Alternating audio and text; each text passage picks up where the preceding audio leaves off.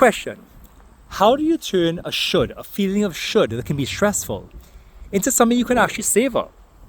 You can actually enjoy and think about how you enjoy doing it.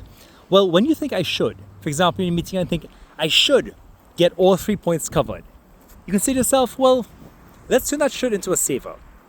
How can you just stop for a second and slow down and think, how can I make this a savoring exercise, a fun exercise, something I enjoy doing to get these 3 points covered? And then you might think, well, actually, instead of feeling this pressure, like I have to talk really fast or cover everything, I can say, you know what? Here's actually a fun challenge. I'm talking to this person. They've got lots of great insights. Let me actually kind of save the challenge of seeing how can I see how many of these I can get covered, but also let me just enjoy this. If they don't all get covered, they don't all get covered. Let me just enjoy this process of discussing point 1, point 2, and point 3. And so the kind of prompt here is should into savor. When you find yourself like thinking a lot of shoulds, like I should do this, I should do that, there's this urgency, just stop for a second and try and savor it and wait for 5 seconds, 10 seconds until you're ready to actually do this, because you're savoring it, you're enjoying it.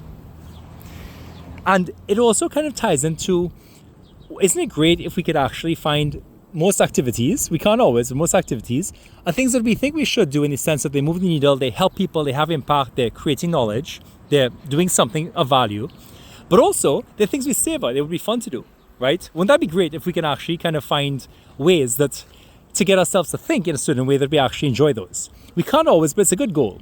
For example, if I'm in a meeting with someone and I'm thinking about like, oh, I should help them like come up with this great idea for a paper, I can also think, well, let me savor this process, right?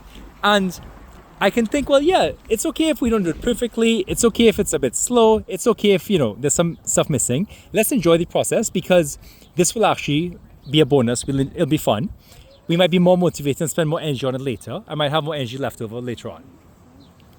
Now, another perspective, of course, is there's an advantage of having multiple shoulds. So if you're in a meeting and there are 3 things you should be doing, come up with a method section, come up with an introduction, come up with a conclusion, you could say, well, which of these would I savor most? Would I enjoy the conclusion?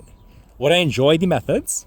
And this is very powerful, because you basically take the activity of like, you should do work, break it up into 3 parts, like should do work, should write a paper, into like, should write the conclusion, should write the methods, should write the results. And then you actually are able to say, now, let me choose which of these I'm going to savor the most. And so when you're low energy, it can be powerful, because, for example, the instinct people might have would be like, I should do these things and I can't, therefore I'll do something else. Doom scroll, do nothing, procrastinate. And instead, actually, you can find a way to choose which of those things will kind of move you forward in terms of adding value, but also could be things you enjoy. So what do you all take away from this? What's interesting about this? How do you tell someone else what's a key insight? What's one thing you could do differently? For example, next time you think should, how do you turn that into savor? Or how do you kind of take one should and break it up into 3 and then choose which of those you savor the most?